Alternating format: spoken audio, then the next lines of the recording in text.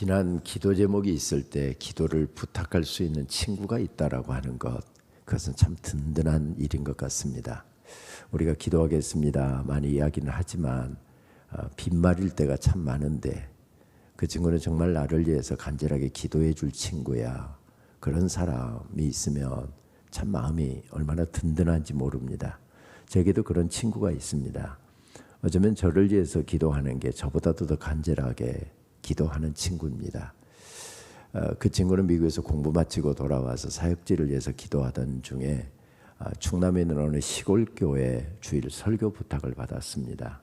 가보니 교회가 시골 교회였고, 그리고 건축을 하다가 업자가 건축비만 가지고서 도망가 버리는 바람에 거푸집만 세워놓고 부도가 나서 건축이 더 이상 진행되지 못해서 그런 상태에서 예배를 드리고 있는 교회였습니다.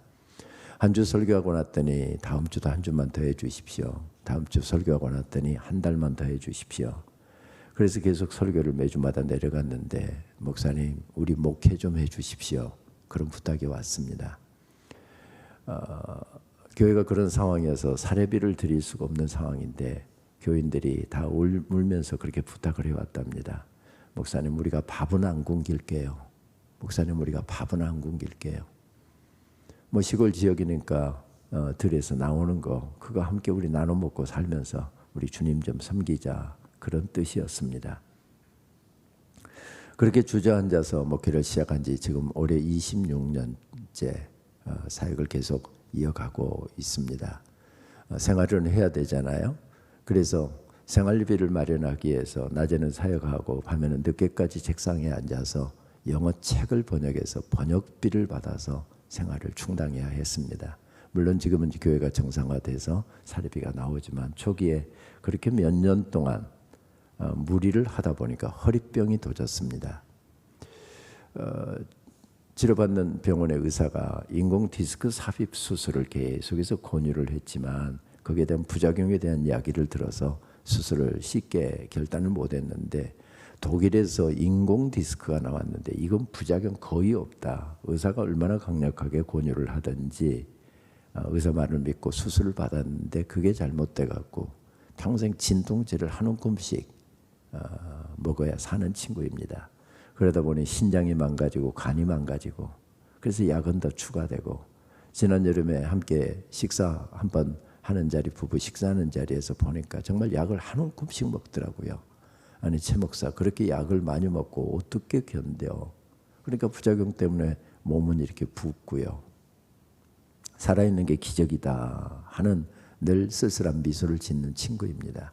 나같이 병든 목사 거두어준 교회가 고맙지 하는 친구이고, 벌써 20여 년 목회하는 동안 성도들을 100명이 넘게 연로하신 성도님들 장례 치러서 천국 보냈는데, 이렇게 한 분 두 분 떠나 보내다 보면 이제 교회 문 닫을지도 몰라 하면서 쓸쓸한 미소를 짓는 친구입니다. 그런데도 불구하고 큰 사역한다고 저를 위해서 늘 기도하는 친구입니다. 2021년도 10월 20일 날 총장 취임식이 있는 날이었죠. 그날 아침에 저를 위해서 간절한 기도가 나와서 기도를 드렸는데, 기도 마치고 집에 돌아올 때 하나님께서 그거 써서 오늘 새벽에 드린 기도 그거 써서 김 총장한테 보내라 해서 그걸 타이핑을 해갖고 저에게 그날 아침에 보내왔습니다.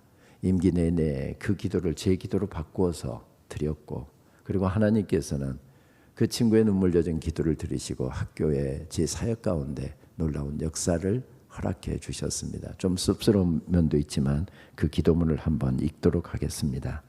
자비로우신 주님, 김은영 총장이 역대 총장 가운데서 가장 학생들을 사랑하고 신학생들의 영적 회복을 위해서 가장 힘쓴 총장으로 기억되게 하옵소서.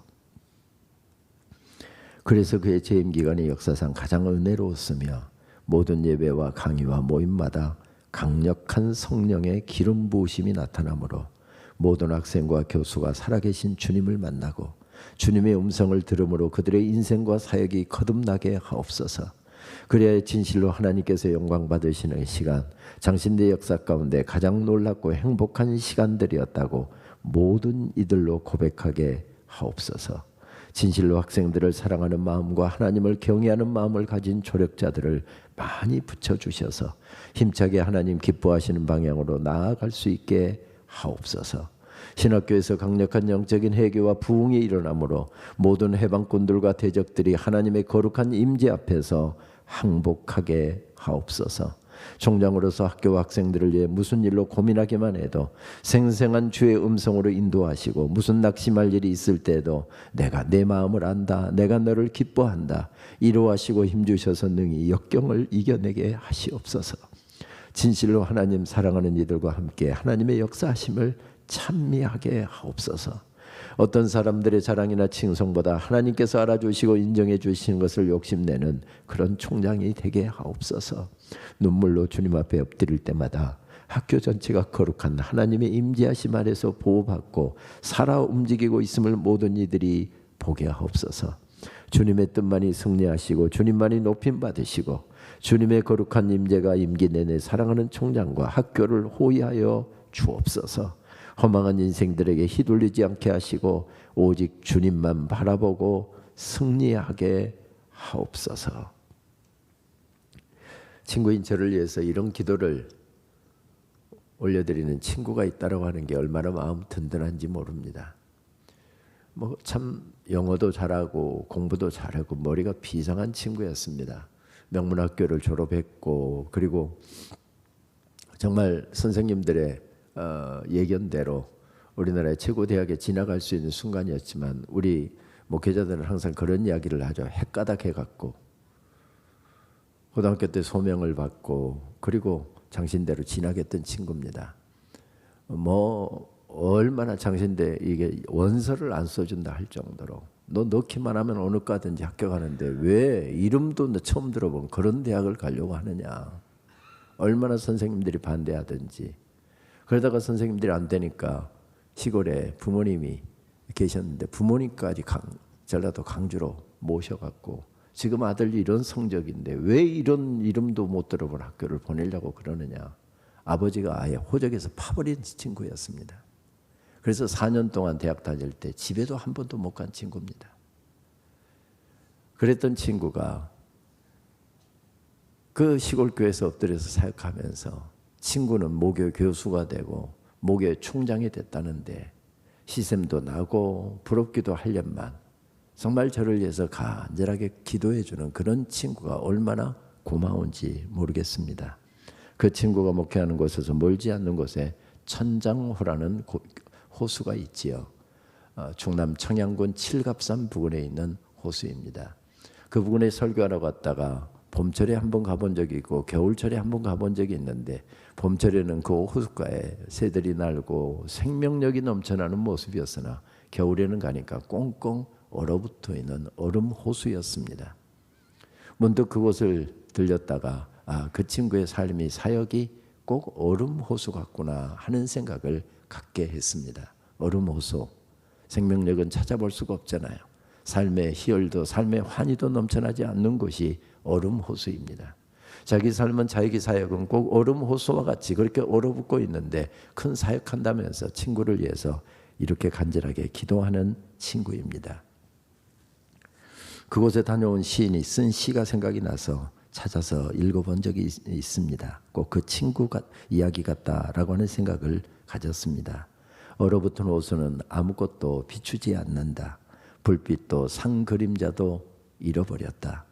제 단단함에 서슬만이 빛나고 있을 뿐 아무것도 품지 않는다. 헛되이 던진 돌멩이들 쇳대 대신 메아리만 쩡쩡 날아오른다. 내 이름을 부르는 일이 그러했다. 꽁꽁 얼어붙은 호수, 아무것도 비추지 않는 호수, 어떤 생명도 품어내지 못하고 그곳에는 정말 얼어붙음만 있는 차가움만 있는 그런 얼음 호수. 그런데 그 얼음 호수 가운데 그가 우뚝 서 있습니다. 힘들지 않았을까요? 어렵지 않을까요? 힘들 것입니다. 어려울 것입니다. 오늘 시편 34편 말씀에도 말씀 속으로 한 걸음만 깊이 들어가면 얼음 호수를 만나게 됩니다. 모든 것이 꽁꽁 얼어붙어 있고 삶이 얼어붙어 있고 인생이 얼어붙어 있습니다. 그런데 말씀을 자세히 보게 되면 말씀 속에는 찬송으로 넘쳐나고 있습니다. 그리고 그 찬송을 일생 동안 계속하겠다라고 하는 고백이 넘실대고 있는 것을 발견하게 됩니다. 그 삶의 상황은 얼음 호수이고 전쟁터인데 그곳에서 항상 하나님께 찬양을 올려드리겠다, 감사를 올려드리겠다, 이런 고백을 드리고 있습니다. 1절에서 3절 말씀을 현대인의 성경으로 다시 읽습니다. 내가 항상 여호와께 감사하며 그를 찬양하는 일을 계속하리라. 내 영혼이 여호와를 자랑하리니 고통당하는 자들이 듣고 기뻐하리라. 다 같이 여호와의 위대하심을 선포하고 그의 이름을 높이자. 도대체 무슨 은혜를 받았기에 그는 항상 하나님을 찬양하고 계속해서 하나님을 찬양하겠다고 이야기하는 것입니까? 도대체 하나님께서 내 인생에 어떤 은혜를 주셨기에 지금 현재는 인생이 꽁꽁 얼어붙어 있는데 나는 평생 하나님만을 자랑하며 살겠다고 고백하고 있습니다. 참 아름다운 고백입니다. 대체 무슨 은혜를 받았기에 시인은 이런 고백을 하나님께, 이런 찬양을 하나님께 올려드리고 있는 것일까요? 그런데 시편의 히브리어 표제어를 읽다 보면 정신이 버뜩 듭니다. 다윗이 아비멜렉 앞에서 미친 채 하다가 쫓겨나서 지은 시. 도대체 다윗은 왜 미친 채 했어야 했으며 왜 그러다가 쫓겨났을까요? 왜 그는 그렇게 하다가 쫓겨나서 이런 찬양을 하나님께 올려드리고 있는 것일까요? 오늘 말씀의 배경은 사무엘상 21장을 배경으로 하고 있습니다. 다윗의 인생에서 가장 아프고 가장 힘들고 가장 어려웠던 시간을 배경으로 하고 있습니다. 잘 아시는 것처럼 다윗은 젊은 날에 승승장구했던 사람이었습니다. 그 앞에 말씀 조금만 앞에 나가면 사무엘상 16장 말씀부터 다윗의 이야기가 시작되잖아요. 사무엘상 17장 골리앗 장수와 함께 전쟁을 벌였다는데 골리앗 장수를 쓰러뜨립니다. 이길 수 있는 장수였습니까? 이길 수 없는 장수였습니다. 내 힘으로는 승리할 수 없는 여건이었지만 하나님께서 도와주셔서 승리했습니다. 그리고 그는 왕궁에 발탁되어서 왕의 최측근이 되게 되지요. 그가 기타를 잘 쳤던 것 같습니다. 요즘으로 치면 기타에 해당되죠. 하프를 얼마나 잘 치는지. 사울왕이 제정신이 아니어서 정신병적인 징후가 일어나게 되면 그 옆에서 다윗이 기타를 메고서 찬양을 했답니다. 그런데 그 찬양이 울려 퍼질 때마다 희한하게 좋아집니다. 악령들이 다 쫓겨나갑니다. 그래서 왕이 항상 곁에 두었고 자기 칼을 들고 무기를 들고 자기를 따르게 했습니다. 국가적으로 굉장히 중요한 전투이면서 어려운 전투를 이제 시작해야 되는데 누구를 보낼까? 마땅히 누구 장수를 보낼 사람이 생각이 나지 않습니다. 굉장히 중요한 전투인데. 그런데 그런 생각을 하다가 궁리를 하다가 저 젊은이를 보내면 되겠다. 저 젊은이 속에는 하나님이 함께 계시니 저 젊은이가 장수가 되어서 나가면, 대장이 되어서 나가면 하나님께서 도와주실지 모르겠다.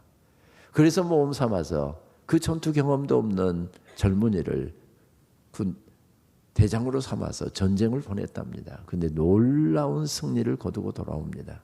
그래서 그 다음부터는 아예 어려운 전쟁마다 전속으로 나가게 됩니다. 나가는 전쟁마다 얼마나 큰 성공을 거두고 오는지요. 그래서 젊은 날에 승승장구했고 왕의 사위가 되었던 사람이고 군대 장관이 되었답니다. 군대 장관이 요즘으로 치면 국방부 장관이나 참모총장 혹은 합참의장에 해당되는 그런 높은 직이잖아요. 아무나 될 수 있습니까? 혁혁한 공을 세운 사람만 될 수 있습니다. 용산에 가면 육군 중앙교회라는 교회가 있지요. 그 교회에 무슨 40주년 무슨 행사에 설교를 맡아서 갔습니다. 갔더니 장로님이 옆자리에서 저를 의전을 하더군요. 알고 보니까 합참의장이라고 그랬습니다. 별 4개짜리라고 그랬습니다.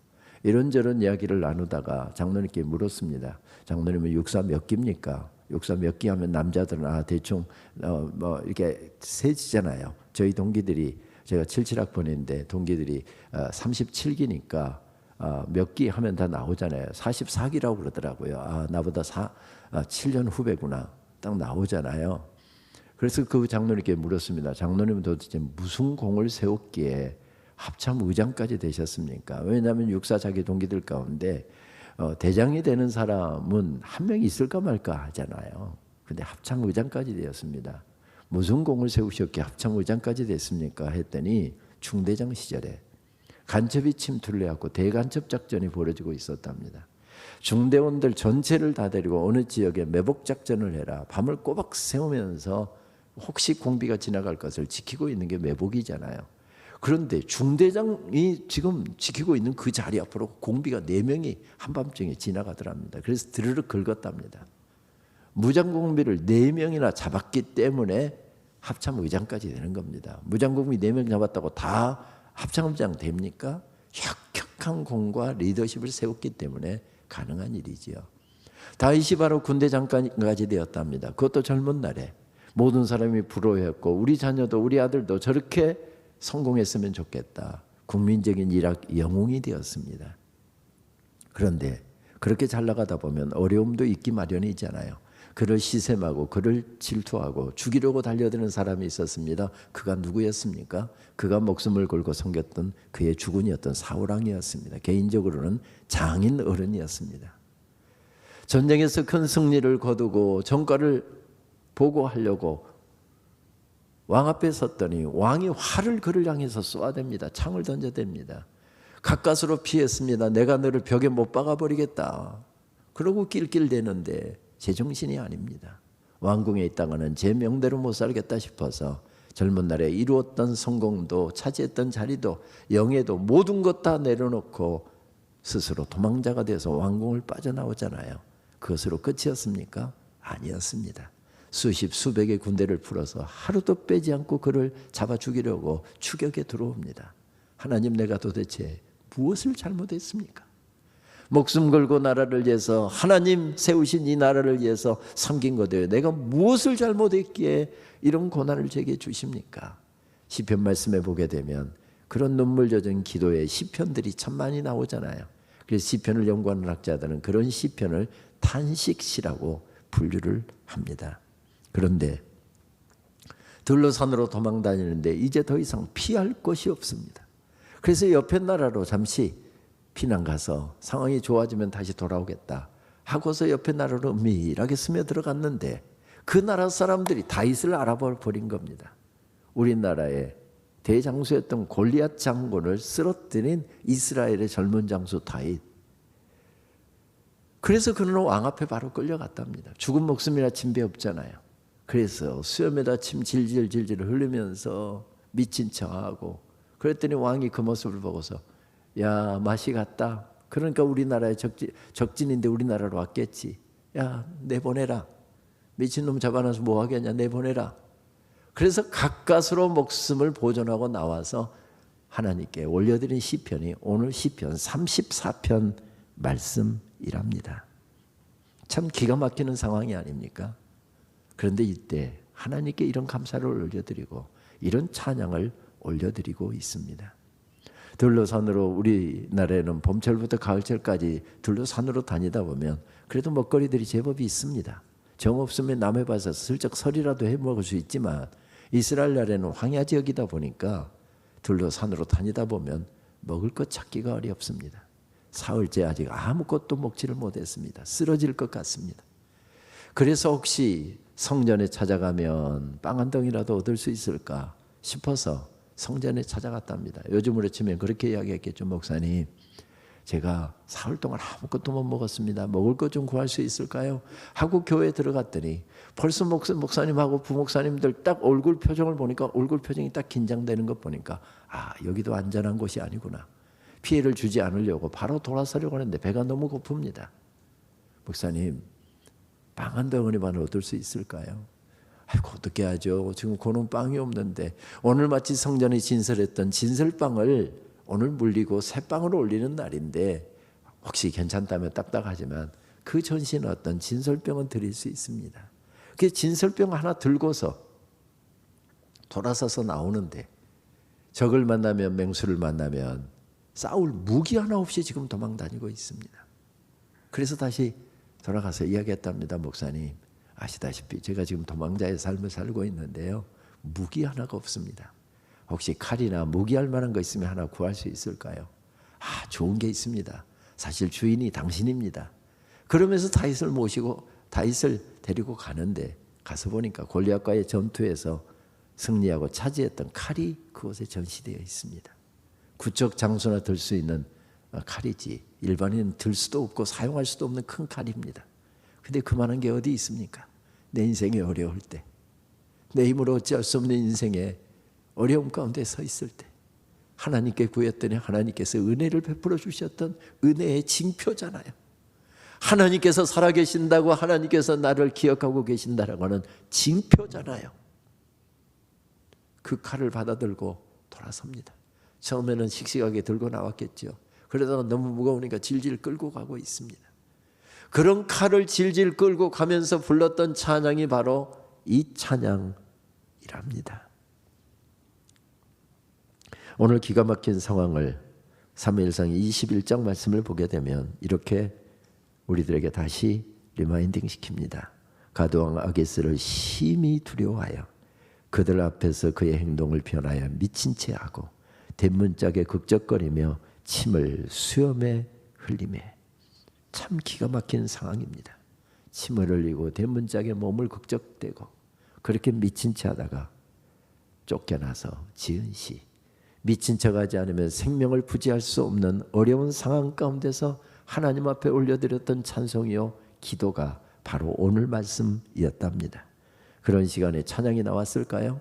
미친 채 하지 않으면 생명을 보존할 수 없는 기가 막히는 상황인데 그런데 감사가 나왔을까요? 자존심도 내려놓고 힘든 것도 내려놓고 그리하지 아니하면 목숨도 보존하기 어려운 그런 상황 가운데서 무슨 감사할 것이 그렇게 많았을까요? 그는 오늘 말씀 가운데 자세히 보게 되면 그는 세상길이 다 막혀 있습니다. 이 길도 막혀 있고 저 길도 막혀 있고 적군의 땅에 가도 그 길도 막혀 있고 들로 산으로 다녀도 그 길도 지금 막혀 있습니다. 그런데 아직 하늘길은 열려 있음을 깨달았기에 그는 오늘 말씀 속에서 하늘길을 찾고 있는 모습을 우리들에게 보여주고 있습니다. 네덜란드가 자랑하고 있는 화가 빈센트 반 고흐의 작품 가운데 밀밭 일을 아는 까마귀라고 하는 작품을 여러분 보신 적이 있는지요? 지금 화면에 나오고 있는 작품입니다. 플러시안 블루에 가까운 푸른색과 출렁이는 밀밭의 노란 색깔, 그리고 그 사이를 낮게 날고 있는 까마귀의 까만 색깔, 이것이 전혀 조화가 되지 않는 색깔들인데 조화가 되지 않는 상태로 배치가 되어 있습니다.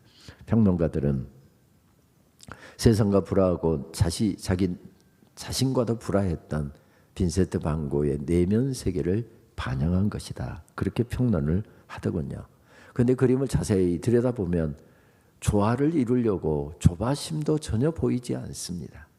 아시는 것처럼 빈센트 반 고흐는 신학도 공부했던 사람이고요.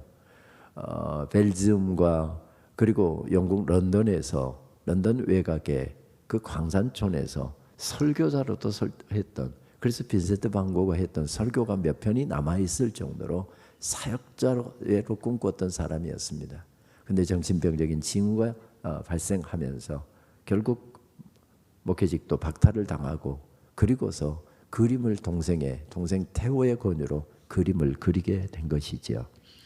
그는 살아가는 동안 참 어려움 가운데 있었고 또 동생이 보내주는 하루에 1프랑, 그러니까 우리나라 돈으로 하면 2,000원 정도 되는 그 돈을 지불하고 하숙집에서 밥 얻어먹고 겨우 목숨을 부지했던 그런 상황에 서 있었습니다. 그런 상황에서 그렸던 그림이 오늘 그림이지요. 그림을 자세히 보게 되면 세 갈래 길이 나오고 있습니다. 여러분 편에서 보게 되면 이쪽 편에 반대편이군요. 이쪽 편에 이 길은 수직 상승하는 분위기고 굉장히 넓어 보입니다. 그러니까 이 길을 따라가게 되면 내 인생 활짝 펴겠다, 그런 기대가 되는 길이었습니다. 그런데 그 길을 따라 걷다 보니까 테두리에서 갑자기 단절이 되고 있습니다. 반대쪽 길은 굉장히 넓어 보입니다. 그리고 그렇게 수직 상승은 하지 않지만 그 길을 따라가면 굉장히 평탄한 인생을 살 수 있겠다. 그래서 그 길을 선택해서 걸어가고 있는데 그 길도 테두리에서 갑자기 단절되는 분위기입니다. 다행스럽게 중앙에 난 길은 아직 열려 있습니다. 밀밭에 의해서 앞이 보이지 않지만 이 길을 따라가 쭉 나가다 보면 이 길은 굉장히 평탄할 것 같습니다. 길도 좁아 보입니다. 그리고 풀들이 많이 나 있는 것 보면 거친 길로 보입니다. 그러나 이 길은 걸어가게 되면 아직 열려 있구나.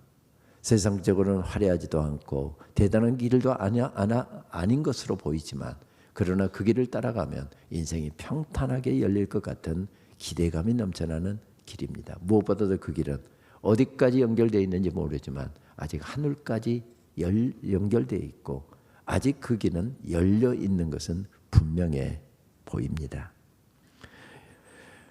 어쩌면 세상 길은 다 닫혀 있는 상황 가운데서 빈센트 반 고흐가 서 있었고, 또 그런 인생길을 걸어가는 사람들에게 그는 이 그림을 통해서 외치고 있습니다. 세상 길은 다 닫혀 있어도, 내가 달리고 싶은 길이 다 닫혔어도 그래도 아직 한 길은 열려 있습니다. 그래도 하늘길은 아직 열려 있습니다. 내 힘으로 이길 수도 없고 뛰어넘을 수도 없었던 거대한 장벽이었던 골리앗도 하늘길을 걸어가려고 노력했더니 하나님께서 승리케 하셨고 뛰어넘을 수 있게 하셨고, 그 장벽도 넉넉히 헤쳐나갈 수 있게 하셨습니다. 골리앗과의 전투에서 얻었던 칼을 차고 달리면서 그는 지금 하나님께로 난 길을 찾고 있습니다. 오늘 말씀은 그 광경을 4절 말씀은 이렇게 들려줍니다. 내가 여호와께 간구하매 내게 응답하시고 내 모든 두려움에서 나를 건지셨도다. 내가 여호와께 간구하매 하늘길을 찾고 있었다는 이야기지요. 그렇게 은혜를 구했더니 하나님께서 내게 응답하셨답니다. 그리고 내 삶은 온통 두려움으로 가득 차 있고 한숨으로 가득 차 있고 탄식으로 가득 차 있고 눈물로 가득 차 있는데 하나님께서 은혜를 베풀어 주셔서 그 두려움에서 나를 건지셨답니다. 하늘길을 찾고 있는 모습이죠. 5절 이하에서는 그 말씀은 계속해서 그 광경을 이렇게 우리들에게 들려줍니다. 내가 절망해서 부르짖을 때 하나님께서 나를 궁지에서 빼내 주셨다. 우리가 기도할 때, 우리가 하늘길을 찾을 때 하나님의 천사가 우리를 둘러진치고 보호한다. 간절하게 하나님을 찾았더니, 하나님께 부르짖었더니 하루하루 살아가는 것이 너무 힘이 들지만 이른 아침 주님 앞에 나와 하늘길을 찾고 그 힘든 인생길을 걸어갔더니 세상 길은 다 닫혀 있지만 하나님께서 하늘길로 인도해 주셨답니다. 그리고 나와 같이 힘든 삶을 살아가고 있는 사람들에게 시편 기자가 이렇게 외치고 있습니다. 주님을 우러러 보아라. 내 얼굴에 기쁨이 넘치고 너는 수치를 당하지 않을 것이다. 이 비천한 몸도 부르짖었더니 주님께서 들으시고 온갖 재난에서 구원해 주셨다. 하늘길을 찾았더니, 주님을 우러러 보았더니, 주님께 간절하게 부르짖었더니 하나님께서 들으시고 내 인생에 은혜를 베풀어 주셨답니다. 그리고 그 자신에게 이를 악물고 외치고 있습니다. 권면하면서 고백하면서 힘든 인생길을 걸어가는 사람들에게 오늘 1절 말씀은 이렇게 외칩니다. 나 순간마다 하나님을 찬양하리라. 나 순간마다 하나님을 찬양하리라. 숨이 턱에 차도록 주님을 찬양하리라. 하늘길을 찾고 있는 모습입니다. 삶의 모든 것이 잘 되고 내가 원하는 대로 풀려서가 아니라 힘들지만 어렵지만 답답하지만 주님을 바라보면서 하늘길을 찾고 있는 모습입니다. 이 말씀을 준비하는 동안 계속 입술에 맴돌았던 찬양이 있었습니다. 오래전 참 많이 불렀던 찬양이잖아요.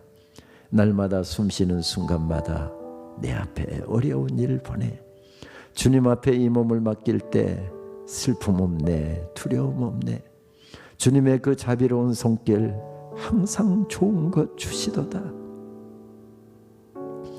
사랑스레 아픔과 기쁨을, 수고와 평화와 안식을. 우리 함께 찬양할까요? 인생의 어려운 순간마다 주의 약속 생각해보네. 내 맘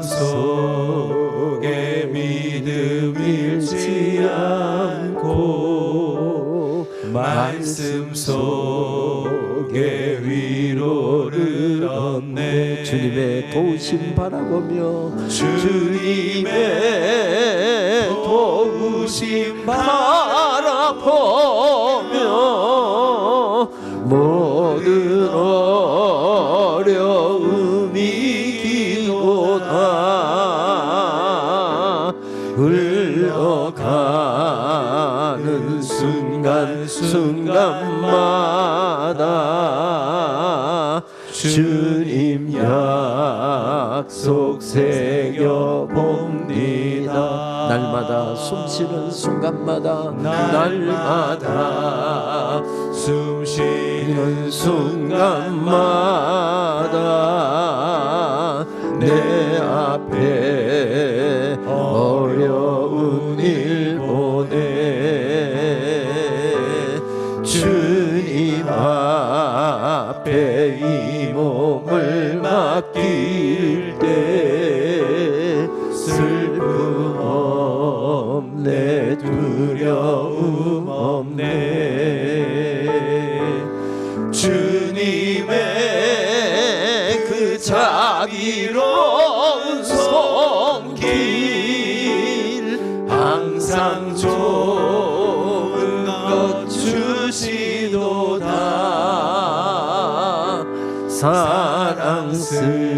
사랑스레 아픔과 기쁨을 수고와 평화와 안식을.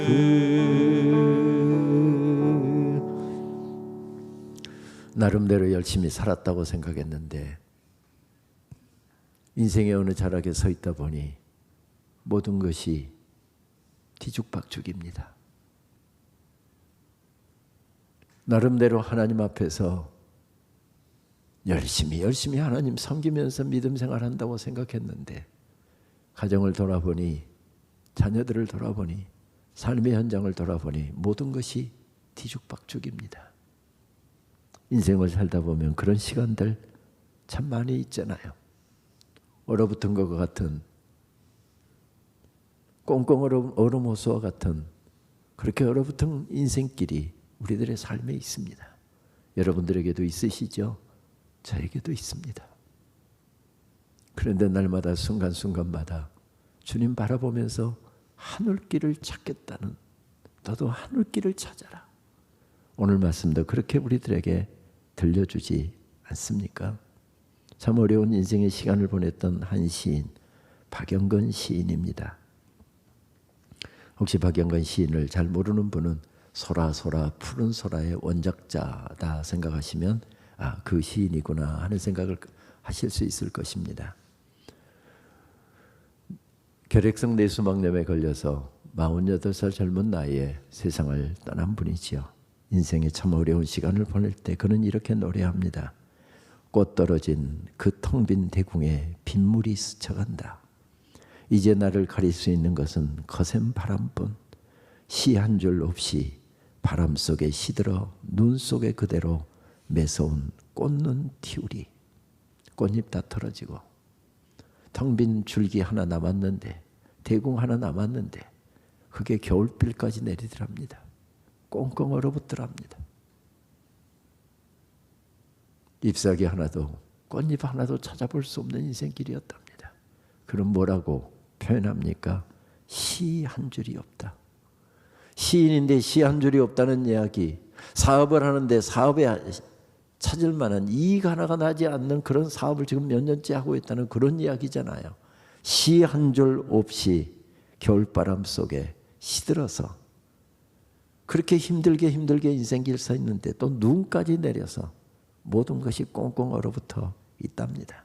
그런데 꽁꽁 얼어붙어 있는 얼음호수 같은 시간, 그 폭설 눈 속에서 나는 꽃눈을 틔우겠답니다. 어려운 인생길 걸어가면서 날마다 주님을 바라보는 모습이잖아요. 순간순간마다 어려운 일 보이지만 그러나 믿음 잃지 않고 믿음으로 걸어가겠다는 그런 모습이잖아요. 추운데 가릴 것이 없답니다. 거센 바람이 불어와서 온몸이 얼어붙고 있는데 도와줄 사람 한 사람 없더랍니다. 시 한 줄 없다. 시 한 줄 없다. 그런 인생길에서 하늘을 벌떡 일어나 하늘을 보고 있습니다. 그 눈 속에서 더 뜨거운 믿음으로 믿음의 꽃눈을 틔우겠답니다. 더 뜨겁게 찬양하고 더 간절하게 기도하고 더 간절하게 하나님 찾고 그렇게 하나님 의지하면서 남은 인생길 걸어가겠답니다. 그래서 오늘 말씀은 1절 말씀을 이렇게 시작하고 마지막 절 10절 말씀 이렇게 끝을 맺습니다. 내가 여호와를 항상 송축하며 내 입술로 항상 주를 찬양하리이다. 10절 젊은 사자는 궁핍하여 줄일지라도 여호와를 찾는 자는 모든 좋은 것에 부족함이 없으리로다. 어제 저녁 잠깐 말씀드렸지만 강인함의 상징인 사자가 왜 굶주려요? 사자는 굶주리는 법 없습니다. 더군다나 강인함의 대표격인 젊은 사자랍니다. 사자는요, 배부르면 자기 배부르면 앞에 사슴들이 왔다 갔다 해도요 눈길도 주지 않습니다. 그러다 배가 고프면 딱 일어납니다. 전방을 주시를 하죠. 사방을 딱 주시하다가 타겟이 딱 정해지면 뛰기 시작합니다. 그러면 놓치는 법이 없습니다. 사자보다 빨리 달리는 짐승이 없기 때문에 그렇습니다. 사자는 굶주린 법이 없습니다. 더군다나 젊은 사자는 굶주린 법이 없습니다. 가정법이지요. 강인함의 상징인 젊은 사자가 설령 굶주린다 할지라도 하나님을 찾는 자들은 결코 굶주리지 않을 것이다. 메시지 성경은 이 말씀을 이렇게 젊은 사자는 먹이를 찾아 헤매이지만 하나님을 찾는 자들은 하나님으로 배부르리라. 새 아침에 이 말씀을 봤는데 하나님의 음성으로 들려왔습니다. 하나님을 찾아라. 하나님을 의지해라. 하나님을 바라보아라. 삶이 어려우면 어려울수록 두 배 더 하나님을 의지하고 두 배 더 하나님을 찾고 그러면 세상 길은 다 닫혀있는 시 보여도 하늘길은 아직 열려있다. 하나님을 찾는 자들은 하나님으로 배부르리라. 그런 믿음으로 벌떡 일어났을 때 오늘 말씀은 그의 얼굴에서 광채가 나더랍니다. 미친 채 하지 않으면 목숨을 보존하기 어려운데 그렇게 미친 채 하고 가까스로 이 길을 벗어나서 달려 나오고 있는데 그의 얼굴에 광채가 나더랍니다. 올 한해 이것이 우리 이야기가 되었으면 좋겠습니다. 그래서 미국 장로교회 목사인 유진 피터슨 목사님은 오늘 5절과 8절을 이렇게 새롭게 번역해서 들려줍니다. 루케림, 그분을 우러러 보십시오. 그대의 밝고 따스한 미소를 그분께 드리십시오. 여러분, 하나님께 미소를 지어드리지 않을까요? 좀 우리 말씀 따라 한번 해볼까요? 썩은 미소라서 좋으니까 미소를 하나님께 올려드리십시오. 그대의 감정을 그분께 숨기지 마십시오. 힘들면 힘들다고, 안 되면 안 된다고, 어려우면 어렵다고. 하나님 너무 힘들어요. 하나님 너무 어려워요. 그대의 감정을 그분께 숨기지 마십시오. 그대의 입을 크게 열고 그분의 선하심을 맛보십시오. 그대의 눈을 활짝 열어 그분을 보십시오. 세상 길만 찾으려고 하지 말고 눈을 크게 열어서 하나님을 바라보랍니다. 우리 하나님은 얼마나 좋은 분이신지 그분께 피하는 그대 참 복 있는 사람입니다. 마지막 구절은 너무 좋아서 우리 같이 한번 같이 따라 하셔야 될 것 같습니다. 그분께 피하는 그대 참 복 있는 사람입니다. 무슨 말씀이죠? 하나님을 찾는 너희들 하나님으로 배부르리라. 그 말씀입니다. 올 한해 하나님 때문에 배부르고 하나님 때문에 삶의 간증들이 늘어나고 올 한해 하나님의 놀라운 역사하심이 가득해서 오늘 어려움 가운데 서 있는 시편 기자가 내가 항상 주를 찬송하고 계속해서 하나님께 감사하리라. 그것이 우리 모두의 고백이 되었으면 좋겠습니다. 몇 년 전 서울의 한 교회에서 모이는 젊은이들의 찬양 모임인 마커스라고 하는 찬양단체에 가서 말씀을 전한 적이 있습니다. 지도 목사님 몇 분이 계시는데 그 지도 목사님 가운데 한 분이 제 제자여서 교수님 예배 전에 아무래도 식사 대접 좀 하고 싶습니다. 그래서 같이 가서 그냥 동네 작은 식당에서 같이 식사를 하게 되었습니다. 이런저런 이야기를 하다가 마커스에서 참 좋은 찬양을 만들어서 한국교회 보급을 해주잖아요. 그날 결단성이 주 나의 모습 보내 상한 나의 마음 아시네 라고 하는 찬양이었습니다. 그래서 목사님들께 제가 그 이야기를 했죠. 이런 좋은 찬양 만들어 주셔서 참 감사해요. 요즘에 제가 지금 그 찬송을 계속 한 달째 부르면서 은혜를 받고 있는데 정말 귀한 찬양 만들어 주셔서 감사해요. 그랬더니 그 찬양을 만든 젊은 집사 부부를 불러와서 저에게 소개를 해주더라고요. 그분들은 사역 준비 때문에 잠깐 인사만 하고 갔고 지도 목사님들이 그 부부에 대한 이야기를 저에게 들려주시는데 이런 이야기였습니다. 아내는 찬양팀의 단원으로 그리고 남편은 이것저것 봉사하는 봉사자로 그렇게 자원봉사를 하면서 섬기다가 두 사람이 함께 교제를 하게 되었답니다.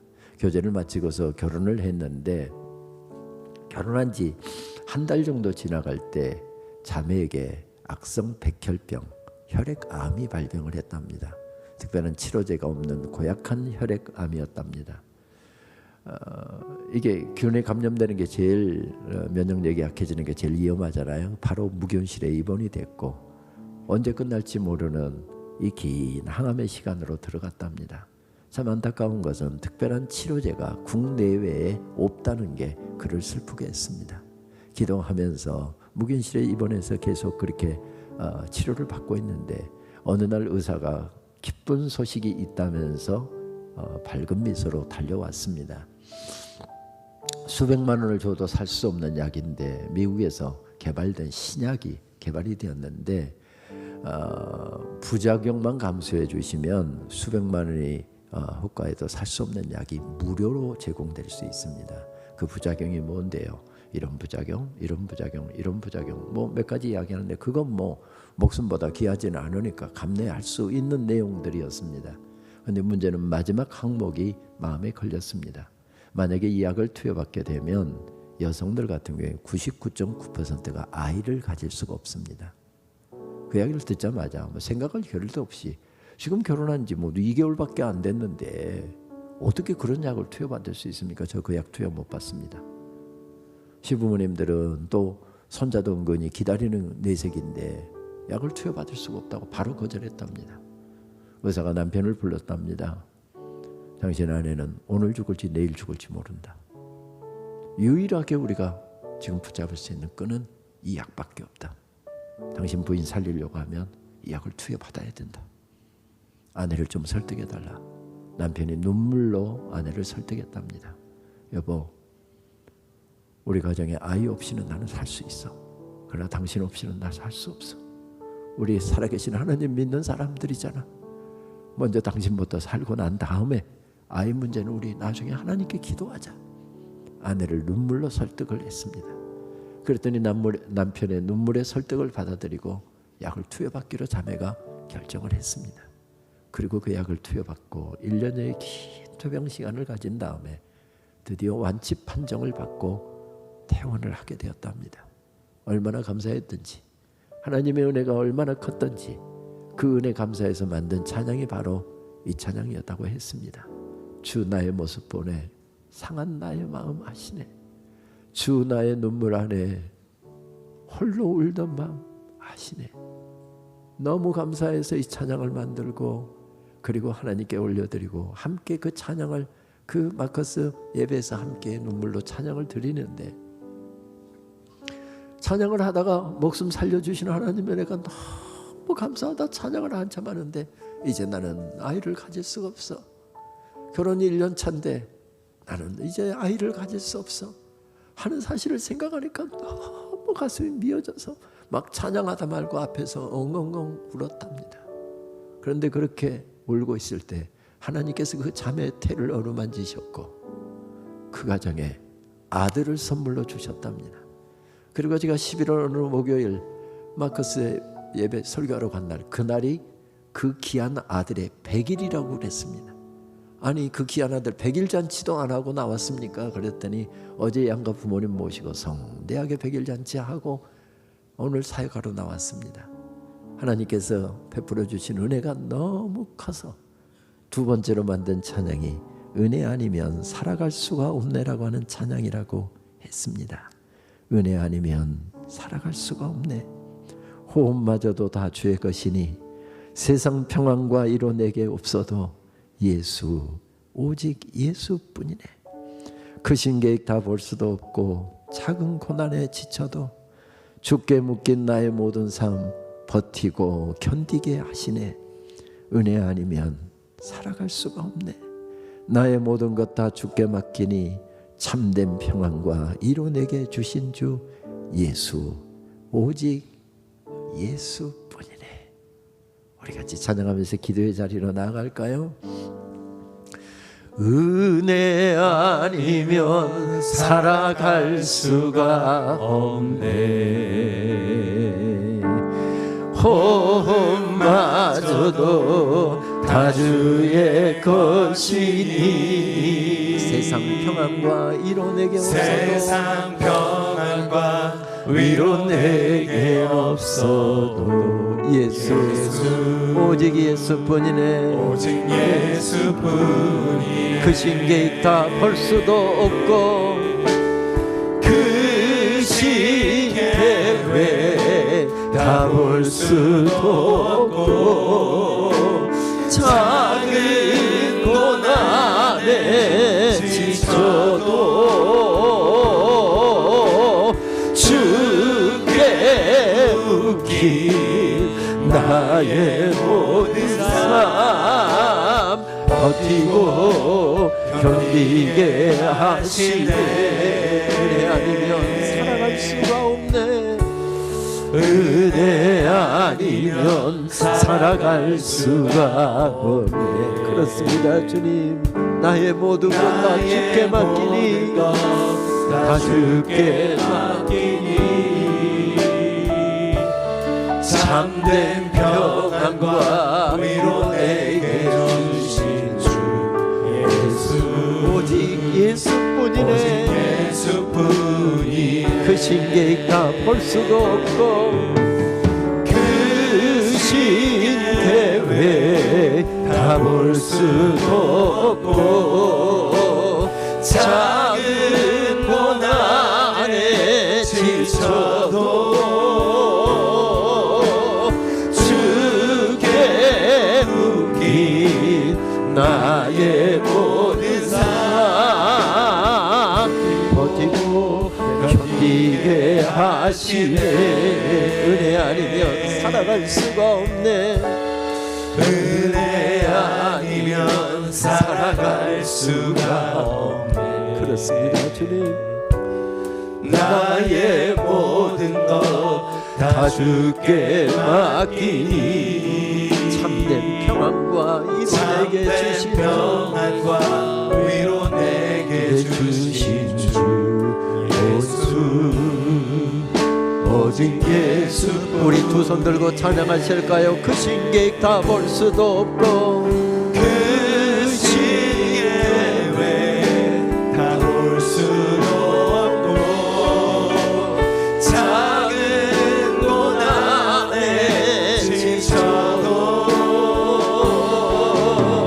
주께 묶인 나의 모든 삶 버티고 견디게 하시네.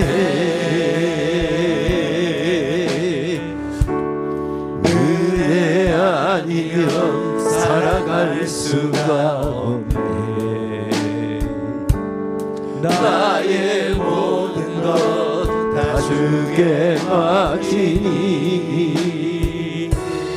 참된 평안과 위로 내게 주신 주 예수, 오직 예수뿐이네. 우리 두 손을 드신 채로 우리 주님 앞으로 한번 나가실까요? 우리 말씀 사경에서 긴 말씀 듣고 짧은 기도하고 가지만 하나님 앞에 분명한 목소리로 한번 아뢰십시다. 하나님, 나는 은혜 아니면 살아갈 수가 없는 존재입니다.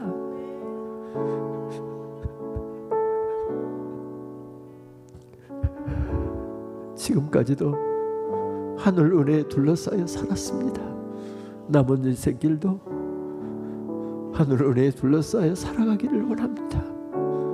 주여, 은혜로 덮어주시옵소서. 나 자신이 강해지게 하여 주옵소서. 주님으로 더욱더 충만해지게 하시고 말씀으로 충만해지게 하시고 주의 영으로 충만해질 수 있도록 주여, 나 좀 붙잡아 주시옵소서. 그래서 오늘 하루도 날마다 내 인생길에서 하늘길을 찾으며 하늘길을 걸어갈 수 있도록 주여, 나 좀 붙잡아 주시옵소서. 우리 이 시간 내 귀에 소리가 들릴 만큼 소리내어서 우리 함께 주님 앞에 결단하면서 기도하십시다. 하나님 감사합니다. 이른 새벽 저 시간 기도하며 짧은 기도 올려드리고 그래도 하나님의 말씀에 붙들려 오늘 하루 살아가겠습니다. 남은 인생길도 하늘길에 둘러싸여 살아가기를 원합니다. 주여, 그늘로 건너으로 능력으로 붙잡아 주옵소서. 하나님, 남은 인생길 주의 은혜가 아니면 살아갈 수 없는 것입니다. 주의 은혜를 베풀어 주옵소서. 오늘도 하나님 살아계신 하나님을 믿습니다. 하나님, 오늘도 역사하신 하나님, 그 하나님을 믿습니다. 그 하나님을 위하며 남은 인생길 걸어가게 하여 주시옵소서. 오늘 어려움 가운데 처해 있는 우리 성도님들이 있다고 한다면 말씀 듣다가 찬양 듣다가 벌떡벌떡 일어나게 하여 주시옵소서. 말씀이 들어가게 매스게 골짜기에 마른 뼈들도 살아나게 될 줄 믿사오니 주여, 말씀 붙잡고 다시 일어서는 놀라운 역사가 있게 하여 주옵소서. 남은 인생길 오직 주의 영에 붙들려 걸어갈 수 있게 하여 주시고 오늘도 주님 손잡고 하늘길을 걸어가겠사오니 오늘 하루도 축복의 하루 되게 하시고 올 한해도 축복의 한 해 되게 하여 주시고 남은 인생들도 그런 한 해 될 수 있도록 역사하여 주시옵소서. 크신 계획 다 볼 수도 없고 작은 고난에 지쳐도 주께 묶인 나의 모든 삶 버티고 견디게 하시네. 은혜 아니면 살아갈 수가 없네. 나의 모든 것 다 주께 바치니